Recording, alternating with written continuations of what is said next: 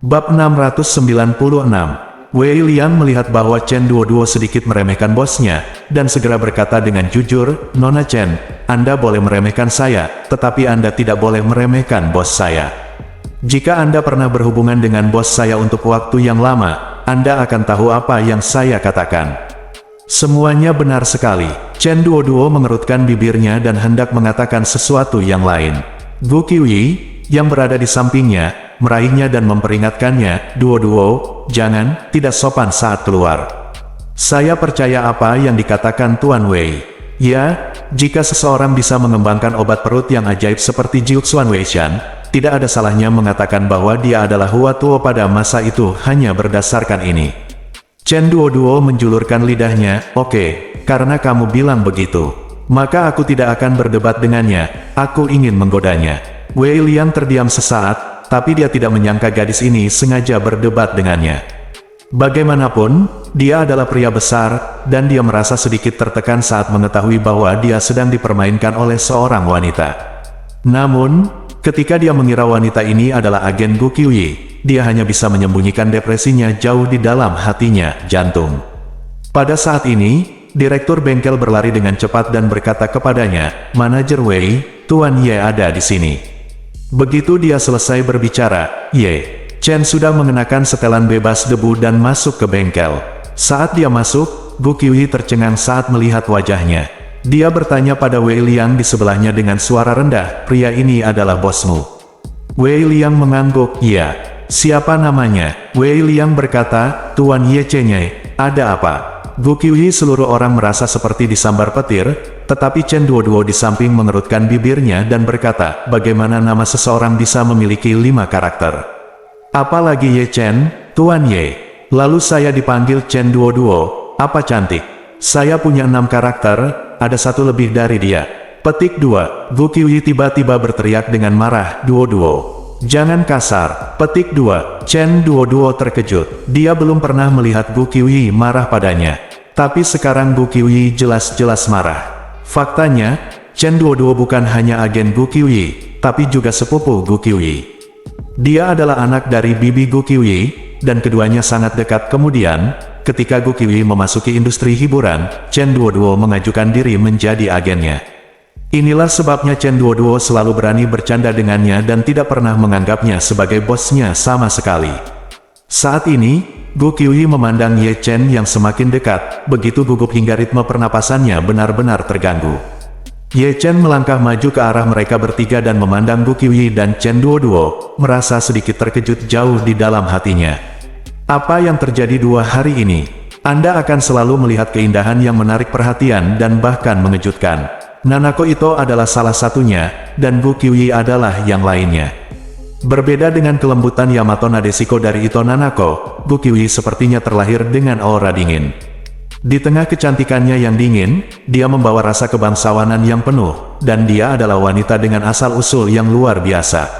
Sebenarnya ada 2 jenis watak mulia dalam diri seseorang, yang satu dipupuk sejak masa kanak-kanak, dan yang lainnya dipupuk di tengah jalan. Sebagian besar orang kaya memiliki rasa kebangsawanan tertentu, namun terlihat bahwa kebangsawanan ini sudah tidak ada sejak masa kanak-kanak. Karena banyak orang kaya yang bekerja keras sendiri dan tidak memiliki temperamen yang dipupuk oleh keluarga besar pada generasi sebelumnya. Bahkan generasi kedua yang kaya pun, mungkin tidak memiliki cukup tabungan. Curah hujan yang sebenarnya membutuhkan setidaknya 3 atau bahkan 4 generasi. Hanya setelah beberapa generasi akumulasi, sebuah keluarga dapat mengembangkan temperamen aristokrat sejati. Di Jinling, hanya ada satu wanita dengan temperamen seperti itu, yaitu Song Wanting. Dan temperamen Gu Qiuyi bahkan lebih baik daripada Song Wanting. Ye Chen menyingkirkan keterkejutannya, memandang kedua wanita itu, tersenyum tipis, dan berkata dengan sedikit nada meminta maaf, "Maaf, kalian berdua, ada sesuatu yang tertunda hari ini, dan aku membuat kalian berdua menunggu lama." Gu Qiuyi mengumpulkan keberanian untuk bertanya. "Dia, kamu, namamu Ye Chen?" Ye Chen mengangguk, "Ya, ada apa? Ada apa dengan Nona Gu?" Gu Qiuyi menunjuk dirinya sendiri, menatapnya dengan kecantikannya mata dan bertanya, "Apakah kamu masih mengingatku?" Begitu kata-kata ini keluar, 3 orang lainnya, termasuk Ye Chen, semuanya tercengang. Wei Liang dan Chen Duoduo sama-sama sedikit terkejut, mungkinkah Gu Qiuyi mengenal Ye Chen? Ye Chen juga sangat terkejut, konon Gu Qiuyi ini adalah bintang besar dari Yanjing, mungkinkah dia mengenalnya? Namun, sepertinya ada yang tidak beres mengenai hal ini. Dia sudah meninggalkan Yanjing ketika dia berusia 8 tahun. Melihat Gu Qiuyi, dia merasa bahwa dia seharusnya 1 atau 2 tahun lebih muda dari dirinya. Dengan kata lain, ketika dia meninggalkan Yanjing, Gu Qiuyi baru berusia 6 atau 7 tahun di paling. Bagaimana dia bisa mengenal dirinya sendiri? Saya tidak memiliki kesan, saya mengenalnya. Namun, dari cara Gu Qiuyi memandangnya, Ye Chen bisa menebak bahwa dia pasti mengenalinya. Apalagi dia berasal dari Yanjing, dan sudah bertahun-tahun tidak pernah kembali ke Yanjing. Dari sini bisa ditebak kalau dia bertemu dengannya di Yanjing. Dengan kata lain, Gu Qiuyi tahu bahwa dia adalah tuan muda keluarga Ye. Pada saat ini, Ye Chen tidak bisa menahan diri untuk tidak mengerutkan kening, menatap Gu Qiuyi dalam-dalam, dan berkata sambil tersenyum, "Nona Gu pasti mengakui orang yang salah." "Bagaimana mungkin?" Gu Qiuyi berseru, "Ini tidak mungkin mengakui orang yang salah, fitur. Wajahmu, dan temperamenmu, aku masih bisa melihat perasaan menjadi seorang anak kecil." Ye Chen bahkan lebih terkejut, tapi dia berkata dengan tegas, "Tidak mungkin. Aku telah menjadi yatim piatu sejak aku masih kecil anak dan tumbuh di panti asuhan, bagaimana mungkin kamu bisa mengenalnya?" "Bagaimana denganku?" Gu Qiuyi ingin mengatakan sesuatu yang lain, tetapi melihat mata Ye Chen seolah memperingatkannya, dia menghela nafas dan berkata, "Mungkin aku benar-benar melakukan kesalahan. Dia sangat mirip teman masa kecilku. Dia telah hilang selama bertahun-tahun." Petik 2. Ye Chen mengangguk dan berkata sambil tersenyum, "Dunia adalah tempat yang begitu besar, wajar jika mereka berdua terlihat agak mirip." Gu Qiuyi mengikuti kata-katanya, mengangguk dan berkata, "Ya, Tuan, Anda benar." Wei Liang dan Chen Duoduo di samping tidak banyak berpikir setelah mendengar ini. Wei Liang memperkenalkan Ye Chen, "Tuan Ye, izinkan saya memperkenalkan Anda. Orang di depan Anda adalah bintang besar dari Yanjing, Gu Qiuyi, Nona Gu, dan orang di sebelahnya adalah agen Nona Gu. Chen Duoduo, Nona Chen." Ye Chen mengangguk dan berkata dengan sopan, "Nona Gu, Nona Chen, kalian berdua telah melakukan perjalanan ribuan mil untuk datang ke Jinling. Kedatangan Anda telah membuat pengpi farmasi Jiuxuan bersinar." Chen Duoduo mendengus, "Tuan Ye benar. Apa yang Anda katakan adalah agak terlalu salah. Karena kami berdua ada di sini dan membuatmu merasa sangat berseri-seri, mengapa kamu tidak mau memberi kami bubuk Jiuxuan Wei?" Qiuyi merasa tidak nyaman di limpa dan perutnya, dan ingin sedikit. Saya sudah mengemas obat untuk Anda, tetapi Anda tidak bersedia memberikannya kepada saya, dan Anda masih berbicara kepada saya tentang paten dan non-paten, apakah itu menarik?" Bab 697. Ketika Ye Chen mendengar kata-kata Chen Duoduo, dia tidak bisa menahan senyum dengan tenang, "Karena Jiuxuan Wei-san belum diluncurkan, jadi kami akan memiliki beberapa langkah kerahasiaan sampai batas tertentu. Ini pada dasarnya terjadi di industri farmasi. Ini adalah industri latihan." Gu Qiuyi berkata dengan nada meminta maaf. "Saya benar-benar minta maaf, Tuan Ye. Saya seharusnya tidak membuat permintaan yang tidak masuk akal seperti itu. Itu hanya karena saya pergi ke luar negeri untuk syuting beberapa waktu lalu dan melukai limpa dan perut saya. Saya mengambil banyak obat tetapi tidak bisa menyembuhkannya. Baru setelah saya meminum bubuk Jiuxuan Wei Anda, saya merasa lebih baik. Ada kemajuan yang signifikan, tetapi efek obatnya sudah hilang, jadi saya sedikit bersemangat untuk mendapatkan obatnya." Ye Chen mengangguk, dengan santai mengambil sebungkus Jiuxuan Wei-san yang baru saja dikemas dari jalur produksi, dan menyerahkannya kepada Gu Qiuyi. Sambil tersenyum, dia berkata, "Karena Nona Gu memiliki permintaan ini, kami tentu akan memenuhinya. Silakan ambil paket ini terlebih dahulu." "Terima kasih," kata Gu Qiuyi, mengulurkan tangan untuk mengambil Wei-san yang telah menunggunya. Saya tidak sabar untuk mengambilnya dengan hati-hati saat itu juga. Hampir segera setelah dia meminum obatnya, dia merasakan perutnya terasa jauh lebih baik. Pada saat ini, Ye Chen bertanya padanya, "Nona Gu, apa kesan Anda terhadap Jiuxuan Pharmaceutical kami?" Gu Qiuyi mengangguk dan berkata, "Saya pikir ini cukup bagus. Ini memang tampilan dan gaya yang seharusnya dimiliki sebuah perusahaan besar. Ye Chen bertanya, soal pengesahan, pada dasarnya tidak ada masalah kan? Gu Qiuyi setuju, mengangguk lembut, dan berkata, tidak ada masalah dengan pengesahan, Anda dapat menandatangani kontrak kapan saja, dan setelah kontrak ditandatangani, Anda bisa mulai syuting iklan ya. Ye Chen tersenyum dan berkata, itu bagus. Kalau begitu, mari kita selesaikan proses kontrak hari ini. Petik 2. Oke, Tuan Ye, kata Gu Qiuyi, lalu berkata kepada agen Chen Duoduo di samping, Duoduo, Anda dan Tuan Wei dapat pergi dengan kontrak. Anda dapat menandatangani kontrak atas nama saya. Chen Duoduo mengangguk, oke Qiuyi, serahkan kontrak itu kepada saya. Sebaiknya Anda istirahat dulu. Itu milikmu. Limpa dan perutku tidak enak badan, dan aku berlarian sepanjang hari-hari ini. Petik 2. Oke, Gu Qiuyi memandang Ye Chen. Dia tersenyum dan berkata, Tuan Ye, biarkan Duoduo dan Tuan Wei menyelesaikan proses kontraknya. Bagaimana kalau kita mencari tempat untuk duduk dan minum teh? Ye Chen tahu bahwa Gu Qiuyi pasti ingin berbicara dengannya dia secara pribadi. Saya juga berharap dia bisa memecahkan misteri apakah mereka berdua saling kenal sebelumnya. Wei Liang di samping berkata, Tuan Ye, mengapa Anda tidak membawa Nona Gu ke kantor ketua Anda untuk minum teh dan mengobrol? Saya telah mendekorasi kantor Anda secara khusus untuk Anda, dan ada teh yang enak di dalamnya, dan set teh. Ye Chen mengangguk dan memberi isyarat mengundang ke Gu Qiuyi, Nona Gu, silakan pindah ke kantor untuk mengobrol. Ekspresi dingin Gu Qiuyi tiba-tiba menunjukkan senyum kekanak-kanakan, mengangguk sedikit, dan mengambil langkah. Maju kemudian dia pergi ke kantornya bersama Ye Chen. Faktanya, Ye Chen jarang datang ke Jiuxuan Pharmaceutical, terutama kantor ketua yang baru direnovasi, dan dia tidak pernah ke sana sekalipun. Meski kini menjadi pemegang saham utama perusahaan ini, sebenarnya ia tak terlalu ingin mengurusi urusan Jiuxuan Pharmaceutical. Hal ini terutama karena ia percaya bahwa hal-hal profesional harus dilakukan oleh para profesional. Saya tidak pernah menjalankan perusahaan farmasi, saya juga tidak pernah menjalankan bisnis apapun yang berhubungan dengan produksi dan penjualan obat. Dan Wei Liang adalah salah satunya. Maka pilihan terbaik saya adalah menyerahkan semua ini padanya. Yang harus saya lakukan adalah memberinya resep yang cukup baik dan membiarkan dia memproduksi dan menjualnya dengan baik. Hanya dengan cara ini kita dapat mencapai kerjasama yang saling menguntungkan dan saling menguntungkan. Setelah Ye Chen membawa Gu Qiuyi ke kantor, Gu Qiuyi berinisiatif menutup pintu. Saat pintu ditutup, Dewi yang telah membuat banyak pria tergila-gila padanya bertanya pada Ye Chen dengan mata merah dan terisak-isak, Saudara Ye Chen, apakah kamu benar-benar tidak mengingatku?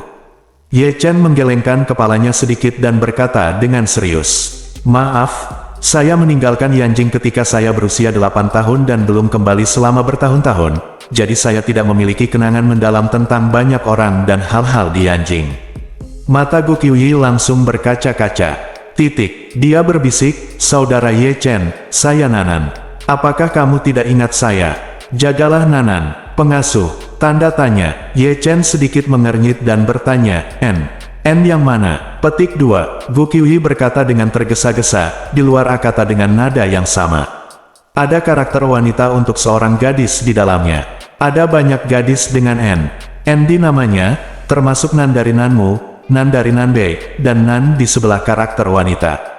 Kalau saja dipanggil Nanan, Ye Chen benar-benar tidak dapat mengingatnya.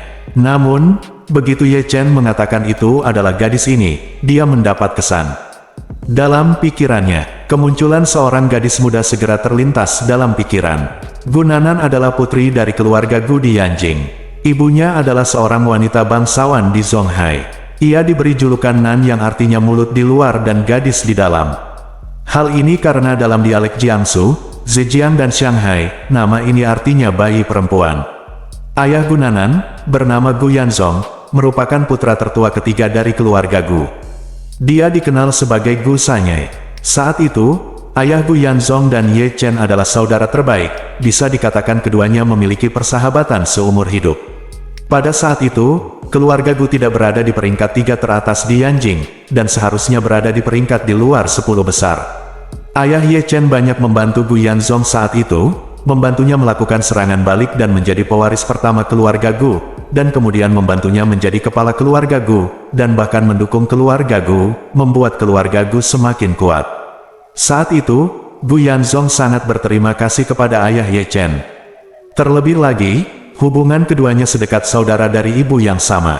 Selain itu, anak dari kedua keluarga tersebut kebetulan berjenis kelamin laki-laki dan perempuan. Selain itu, Gu Qiuyi juga dikenal sebagai Gu Nanan, hanya 1 tahun lebih muda dari Ye Chen. Berusia sedikit di atas 1 tahun. Jadi Gu Yanzong menyarankan agar kedua anak itu mengadakan pernikahan bayi. Dalam keluarga besar, menikah dengan bayi masih merupakan hal yang lumrah, namun kebanyakan tidak seromantis yang digambarkan dalam film dan acara TV.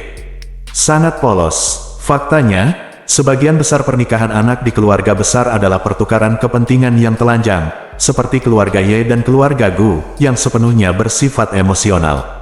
Sangat sedikit. Saat itu, ayah Ye Chen tidak menganggapnya serius, dia hanya merasa sangat menyukai Gu Nanan, gadis kecil yang lucu dan putri dari saudara laki-laki yang baik, jadi dia setuju secara lisan. Namun karena keduanya masih muda saat itu, jadi urusan ini hanya sebatas komitmen lisan dari kedua orang tuanya. Ye Chen masih ingat bahwa ketika masalah ini diselesaikan, dia baru berusia 4 atau 5 tahun, dan dia sebenarnya agak menolak masalah ini. Karena setiap kali kedua pihak mengadakan pertemuan keluarga dan dia melihat Gu Nanan akan menjadi seperti pengikut, selalu mengikutinya, tidak bisa menyingkirkannya, yang sangat menyebalkan.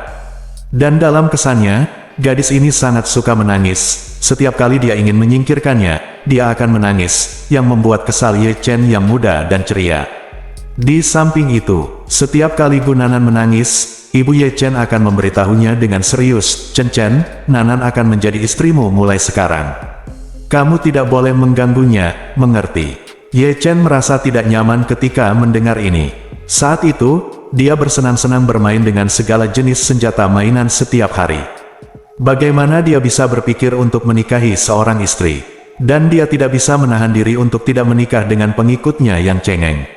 Tapi itu adalah episode masa kecilnya. Setelah meninggalkan Yanjing dan menetap di Jinling, dia menghabiskan setiap hari memikirkan bagaimana cara bertahan hidup, dan dia tidak pernah memikirkan Gu Nanan yang mengganggunya.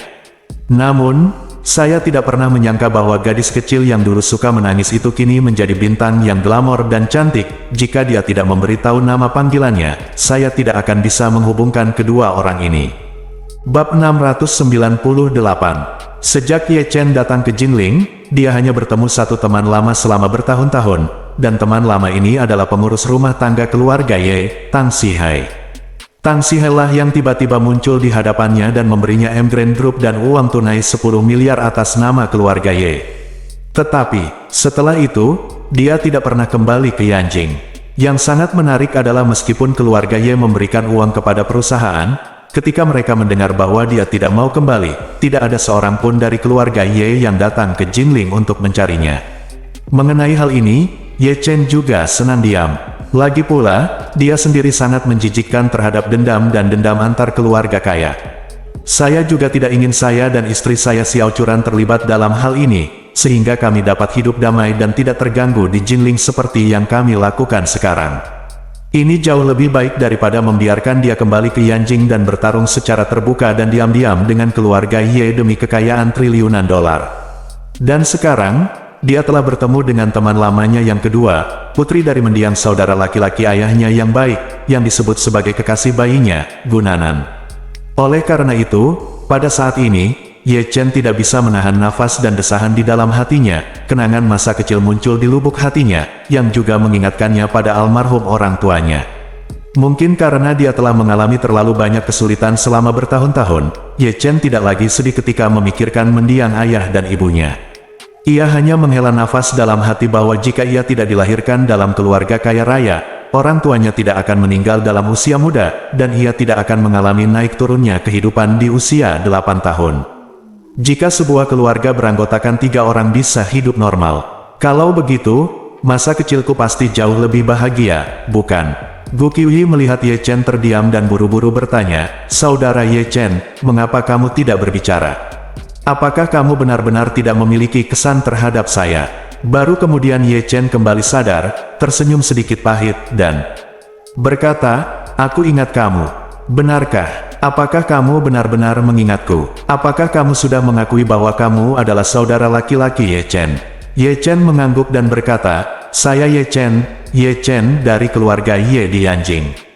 Saya tidak mengakuinya sekarang, saya hanya tidak ingin mengungkapkan identitas ini di depan orang lain. Gu Qiuyi meraih lengan Ye Chen, memegangnya erat-erat dengan kedua tangan, dan berkata dengan mata merah, saudara Ye Chen, ayahku telah mencarimu selama bertahun-tahun, sejak Ye Chen paman dan bibi Ye dimakamkan di Yanjing. Ayahku mengajakku mengunjungi makam mereka setiap tahun. Setiap kali aku mengaku kepada paman dan bibiku bahwa aku tidak bisa, aku tidak akan mendapatkanmu kembali. Ye Chen menghela nafas, paman Gu masih mencarimu. Apa yang harus aku lakukan? Gu Qiuyi berkata sambil menangis, ayah berkata bahwa dia takut kamu akan mengembara sendirian dan menderita kesulitan, dan bahwa dia tidak akan bisa menjelaskan kepada paman Ye dan bibi jika kamu memiliki beberapa kekurangan. Setelah itu, Gu Qiuyi berkata lagi, selama bertahun-tahun, ayahku telah mencari di seluruh negeri, tetapi dia tidak pernah menemukannya keberadaanmu. Keluarga Ye selalu merahasiakan keberadaan dan keadaanmu, paman Ye dan bibi Ye. Bahkan ketika paman dan bibiku kembali ke Beijing untuk dimakamkan, ayahku bahkan tidak tahu di mana mereka meninggal atau mengapa. Ye Chen tidak bisa menahan cemberut, apa maksudmu? Keluarga Ye telah menyembunyikan informasi ini. Petik 2, itu benar. Gu Qiuyi mengangguk dan berkata, setelah kamu meninggalkan Yanjing bersama paman Ye dan bibi Ye, semua keberadaan dan keberadaanmu dimusnahkan oleh keluarga Ye. Ayahku telah menyelidikinya saat itu, tetapi dia tidak pernah menemukan petunjuk apapun. Dia sangat marah di rumah beberapa kali sehingga dia mengumpat dengan keras, mengatakan bahwa keluarga Ye hanya mengikutimu keluarga dan menghilangkan semua jejak kaki, pesan, dan bahkan bau di udara. Katanya, Gu Qiuyi menangis dan berkata, setelah ayahku mengetahui bahwa paman Ye dan bibi Ye meninggal, dia berusaha mencarimu, tetapi semua berkas pendaftaran rumah tangga bernama Ye Chen di seluruh negeri menjadi bingung. Identitasmu informasinya tidak dapat ditemukan sama sekali dalam sistem registrasi rumah tangga. Saya tidak tahu di mana Anda berada selama ini. Ye Chen berkata dengan ekspresi acuh tak acuh, saya telah berada di Jinling selama bertahun-tahun. Petik 2, hah, Gu Qiuyi berseru kaget, saudara Ye Chen, kamu sudah berada di Jinling selama ini. Petik 2, ya, Ye Chen mengangguk, dan melihat ekspresi terkejutnya, dia mengerutkan kening dan bertanya, apakah aneh bagimu kalau aku berada di Jinling selama ini? Gu Qiuyi berkata dengan marah, Jinling selalu menjadi sasaran utama kecurigaan ayahku. Ayahku telah datang ke sini beberapa kali secara langsung. Dia menggunakan koneksinya untuk memeriksa semua anak laki-laki seusiamu di Jinling, dan dia memeriksa mereka berulang kali beberapa kali. Ayahku memeriksa setiap stasiun penyelamatan, rumah kesejahteraan, dan kelompok kesejahteraan swasta di kota. Tidak ada informasi tentangmu sama sekali. Ini adalah mustahil. Ye Chen berseru, saya berusia 8 menjadi 18 tahun. Bertahun-tahun, saya telah tinggal di panti asuhan Jinling selama 10 tahun terakhir. Dan saya belum mengubah nama saya sejak saya memasuki panti asuhan, orang tuaku menamaiku Ye Chen, dan informasi pribadi yang aku isi di panti asuhan juga Ye Chen. Jika pamanku ada di sini, dia pasti akan menemukanku. Gu Qiuyi berkata dengan tegas, tidak mungkin. Dalam 10 tahun terakhir, Mei Ayah telah datang ke Jinling secara langsung. Dia telah datang tidak kurang dari 5 kali. Dia telah mengirim orang lebih sering lagi. Berbagai macam aku telah menggunakan semua koneksiku, tetapi aku tidak dapat menemukan petunjuk apapun tentangmu. Aku masih ingat terakhir kali ayahku datang ke Aorus Hill, saat liburan musim panas ketika aku berumur 18 tahun dan bersiap pergi ke Inggris untuk belajar di universitas. Karena saat itu, atas permintaan kuatku, selanjutnya, ayahku membawaku ke sini. Kami berdua tinggal di Jinling selama 2 minggu. Kami menggunakan ratusan bawahan, informan, dan detektif swasta untuk memilah berbagai petunjuk, tetapi kami masih tidak dapat menemukan informasi apapun yang berhubungan dengan Anda. Ye setelah mendengarkan kata-kata Gu Qiuyi dan melihat ekspresi Gu Qiuyi yang sangat serius dan bersemangat, Chen merasa panik di dalam hatinya. Setelah orang tuanya meninggal, Ye Chen jarang mengacau, namun saat ini, tiba-tiba ia merasakan ketegangan yang seperti sinar di punggungnya. Dia mulai curiga bahwa masa kecilnya yang menyedihkan sepertinya menyembunyikan penipuan yang mengejutkan. Dia telah tinggal di panti asuhan selama 10 tahun, dan Bu Yanzong telah melakukan ini beberapa kali, berusaha keras untuk menemukannya, dan tidak mungkin mengabaikan panti asuhan Jinling. Jadi apa yang menghalangi dia untuk menemukan atau tidak dapat menemukan dirinya yang selama ini tinggal di lembaga kesejahteraan Jinling? Apakah ada yang salah dengan panti asuhan? Mungkinkah pihak panti asuhan sengaja menyembunyikan informasi pribadinya?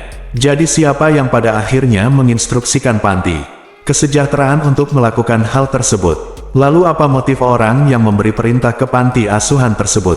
Dia tiba-tiba berpikir bahwa keluarga Ye sangat berpengetahuan sehingga dia seharusnya tidak ditinggalkan di Aorus Hill selama bertahun-tahun. Selain itu, mereka dapat mengambil jenazah orang tua mereka dan mengembalikannya ke Beijing untuk dimakamkan, yang membuktikan bahwa mereka mengetahui dengan baik perjalanan orang tua dan keluarga mereka yang terdiri dari 3 orang. Dengan kata lain, keluarga Ye pasti sudah lama mengetahui bahwa mereka berada di panti asuhan Jinling. Bahkan sangat mungkin dia tidak pernah lolos dari pengawasan keluarga Ye selama bertahun-tahun. Ini juga menjelaskan mengapa Tang Sihai dapat dengan mudah menemukannya di rumah sakit. Alasan sebenarnya di balik ini tampaknya menjadi semakin rumit. Melihat Ye Chen terdiam lagi, Gu Qiwi bertanya dengan penuh perhatian, "Saudara Ye Chen, apakah Anda curiga ada konspirasi di balik ini?" Ye Chen diklik, mengangguk, "Saya merasa ada yang tidak beres, tapi saya belum menyelesaikannya." Gu Qiwi berkata dengan cepat, "Bagaimana kalau aku menelepon ayahku dan memintanya untuk datang secepatnya?" Saat dia mengatakan itu, dia meraih ponselnya. "Tidak, tolong jangan." Ye Chen segera menghentikannya, "Jangan beritahu siapapun tentang pertemuanmu denganku, termasuk ayahmu."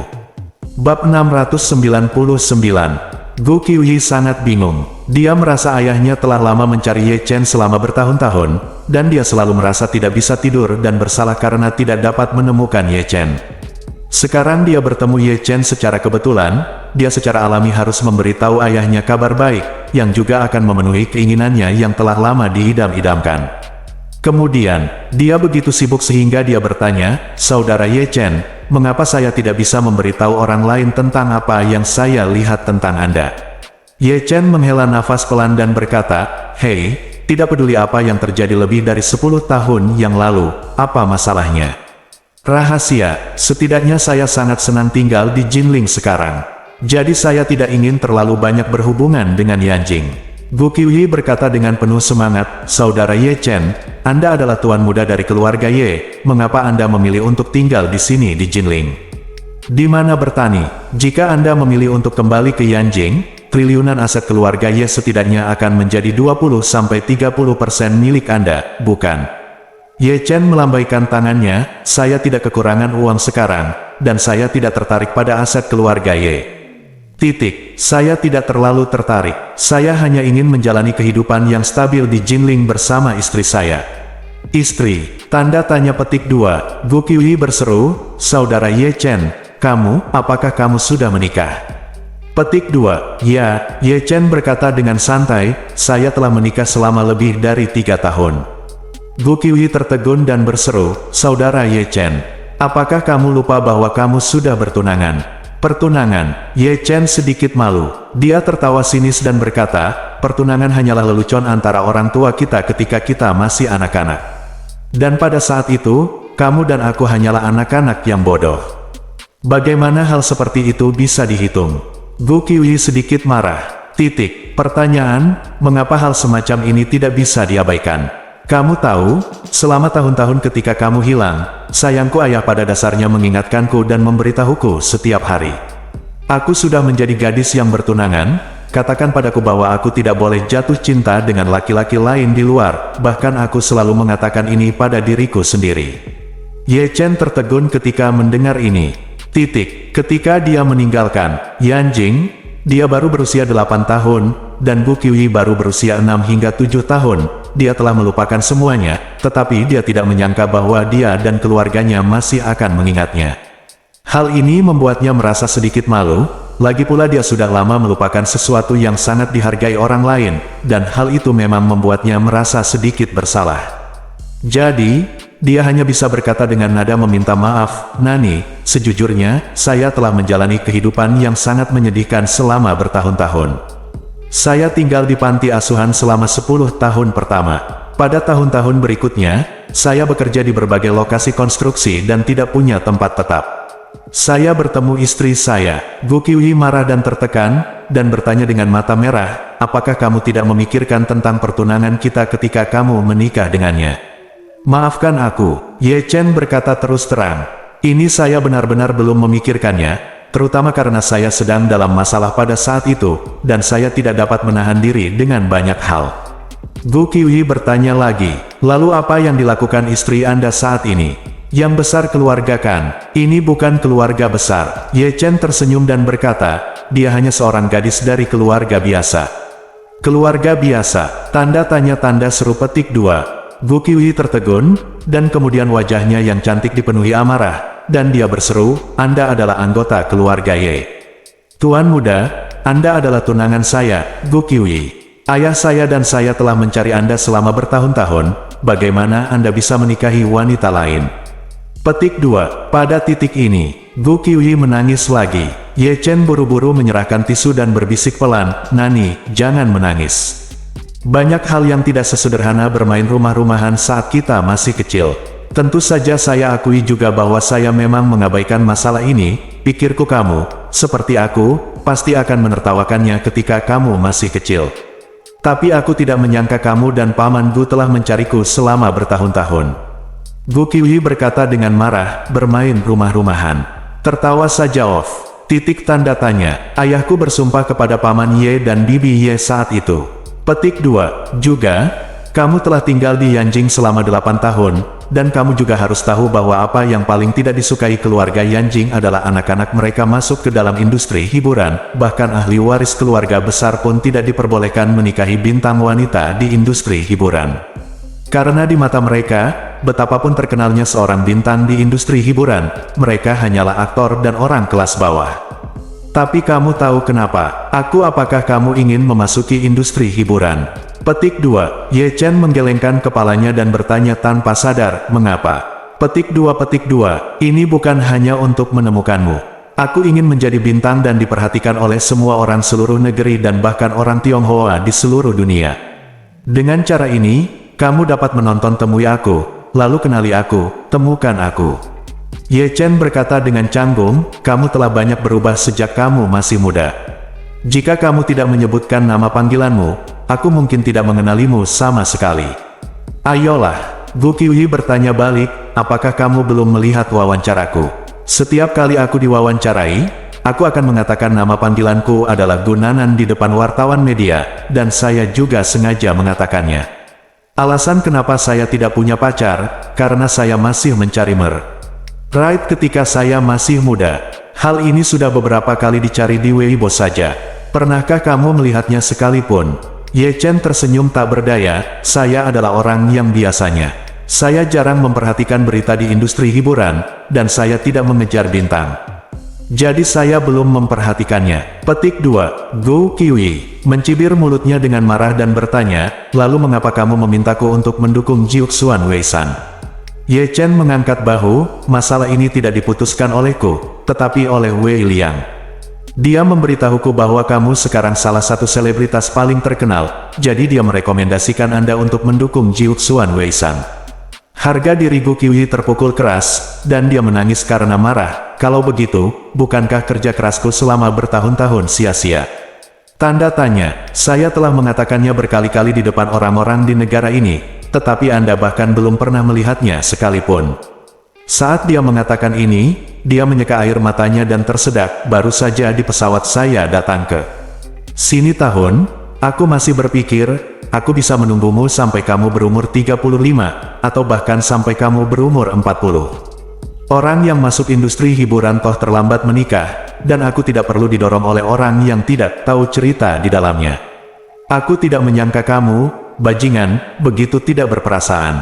Bukan saja kamu tidak mengenaliku, kamu juga melanggar pertunangan dan menikahi wanita lain." Selama bertahun-tahun, Gu Qiuyi selalu mengingat pertunangannya dengan Ye Chen di dalam hatinya. Ini bukan hanya karena ketika dia masih kecil, dia memiliki kasih sayang yang alami terhadap Ye Chen dan selalu suka mengikutinya. Itu karena ayahnya telah mencari Ye Chen selama bertahun-tahun, jadi dia tidak pernah melupakan Ye Chen. Selain itu, dia telah menantikan untuk menemukan Ye Chen selama bertahun-tahun. Selain itu, ayah Gu Qiuyi telah mengingatkannya di telinganya selama bertahun-tahun, memintanya untuk tidak lupa bahwa dia sudah bertunangan. Terlebih lagi, setelah ia menginjak usia 20 tahun, ayahnya sering berkata bahwa selama ia menemukan Ye Chen, ia harus menikah dengan Ye Chen, karena ini adalah janji yang dibuat ayahnya kepada teman, dermawan, dan saudara laki-lakinya bertahun-tahun yang lalu.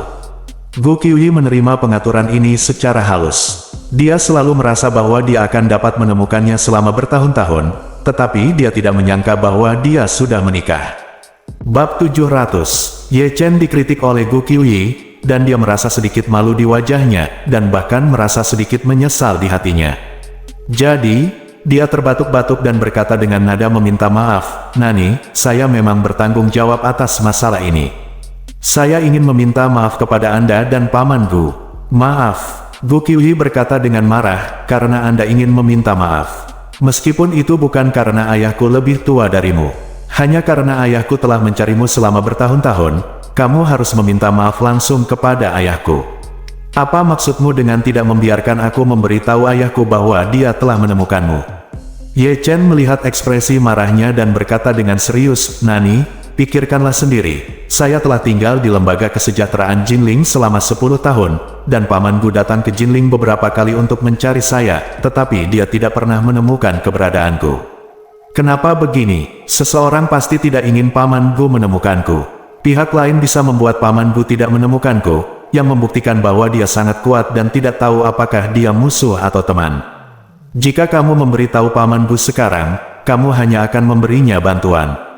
Datang dan menimbulkan masalah." Melihat ekspresi Gu Qiuyi mereda, Ye Chen melanjutkan, "Juga, mengapa orang tuaku terpaksa meninggalkan Yanjing, dan mengapa mereka meninggal secara tak terduga ketika mereka sampai di Jinling, ini masih belum diketahui, ditambah lagi ada orang yang menyembunyikannya saat itu. Informasi saya, mungkin ada rahasia besar di baliknya, jadi saya perlu mencari tahu dulu apa yang terjadi tahun itu, siapa yang memperhatikan saya di belakang saya, dan yang berniat mencelakakanku dan orang-orang di sekitarku. Datanglah ke dalam bahaya, daripada mengambil risiko bertemu dengan Paman Gu." Gu Qiuyi menangis dan berkata, "Tetapi ayahku benar-benar memikirkanmu selama bertahun-tahun. Keinginan terbesarnya sekarang adalah menemukanmu, dan keinginan lainnya adalah menemukanmu. Melihatku menikah." Ye Chen dengan sungguh-sungguh berjanji, "Nani, jangan khawatir, ketika aku mengetahui semuanya suatu hari nanti, aku pasti akan melakukannya pergi ke Yanjing secara langsung dan kunjungi Paman Gu." Begitu Ye Chen mengatakan ini, ekspresi Gu Qiuyi menjadi lebih intens. Sakit, dia menangis dan berkata, "Ayah saya didiagnosis menderita kanker pankreas 2 tahun lalu dan telah menjalani beberapa pengobatan di rumah, Amerika Serikat dan Jepang. Namun belum ada obatnya. Dokter top di dunia mengatakan bahwa penyakit ini tidak mungkin disembuhkan.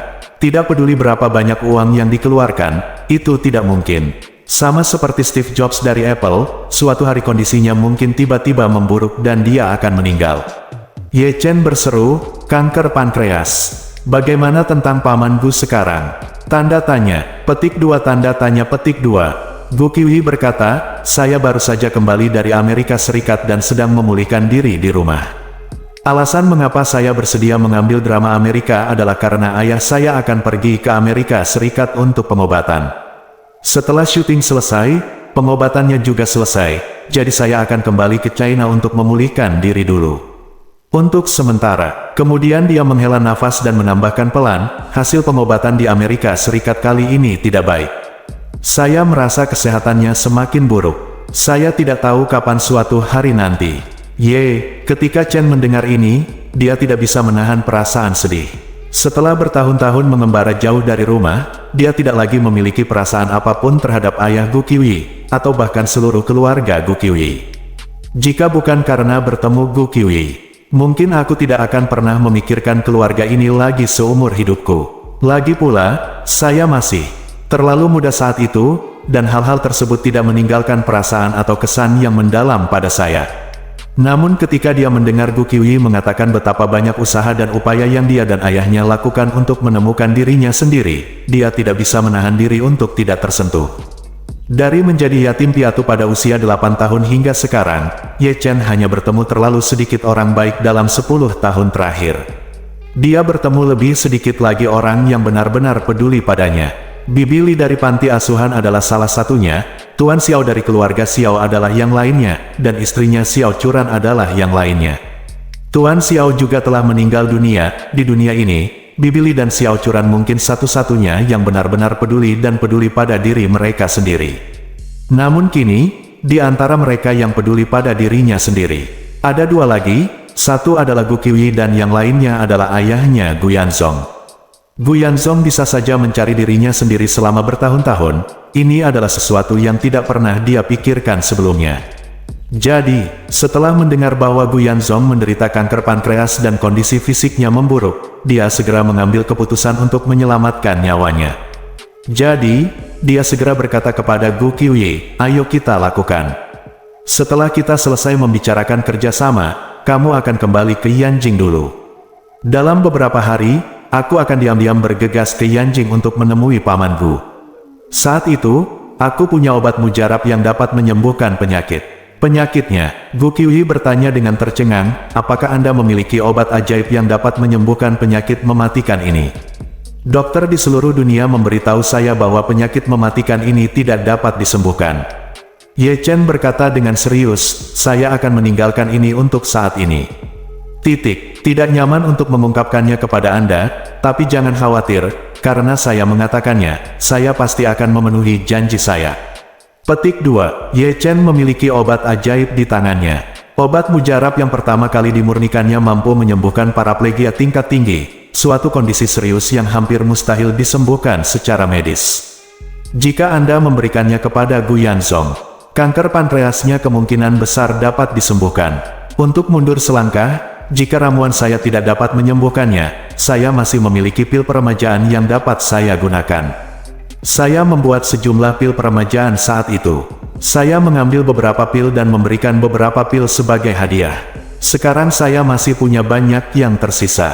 Obat ini hampir dapat mengembalikan musim semi ke pohon mati dan membawa orang-orang di ambang kematian kembali untuk hidup. Ini pasti akan menyembuhkan Gu Yanzong. Mundur selangkah dan mengatakan bahwa pil peremajaan tidak dapat menyembuhkannya. Tidak masalah baginya, dia masih memiliki energi spiritual. Reiki adalah energi paling murni dan tertinggi dari segala sesuatu di dunia. Reiki tidak ada di dunia ini dan tidak dapat menyembuhkan penyakit. Dalam satu kalimat, tidak peduli apa, Ye Chen tidak bisa membiarkan Gu Yanzong mati seperti ini. Karena dia bukan hanya kakak laki-laki mendiang ayahnya dan sesepuh ayahnya, tapi juga seorang dermawan yang patut dia syukuri. Tetapi, Ye Chen tidak bersedia memberikan obat tersebut kepada Gu Qiuyi secara langsung karena obat yang disulingnya pernah menimbulkan masalah dan dipertimbangkan oleh Ichiro Kobayashi dari Kobayashi Pharmaceutical. Bagaimanapun, si Tianqi masih ahli dalam studi Tiongkok dan seni bela diri, jadi dia tidak perlu mengkhawatirkan kenyamanan. Tapi Gu Qiuyi hanyalah gadis biasa, dia tidak boleh membawa obat ini, akan lebih aman jika membawanya ke Gu Yanzong dalam beberapa hari. Pada saat ini, Gu Qiuyi masih sedikit ragu dengan kata-kata Ye Chen. Lagi pula, dia telah mempelajari terlalu banyak dokumen dan informasi relevan sejak ayahnya jatuh sakit, dan dia tahu bahwa penyakit ini memang sangat pesimis. Tidak ada obat khusus di dunia yang dapat menyembuhkan penyakit ini. Namun, kata-kata Ye Chen begitu meyakinkan sehingga dia masih merasakan sedikit harapan di hatinya. Selain itu, dia percaya bahwa meskipun Ye Chen tidak dapat menyembuhkan ayahnya, tetapi dia bersedia pergi ke Yanjing untuk menemui ayahnya. Ayahnya akan sangat senang melihatnya. Ketika Anda sakit parah dan tidak ada obatnya, membuat pasien bahagia adalah kenyamanan terbaik. Jadi, dia dengan ragu-ragu bertanya, "Saudara Ye Chen, apakah kamu benar-benar akan datang ke Yanjing untuk bertemu ayahku dalam beberapa hari?" Ye Chen mengangguk dengan tegas, "Pasti." Bersambung.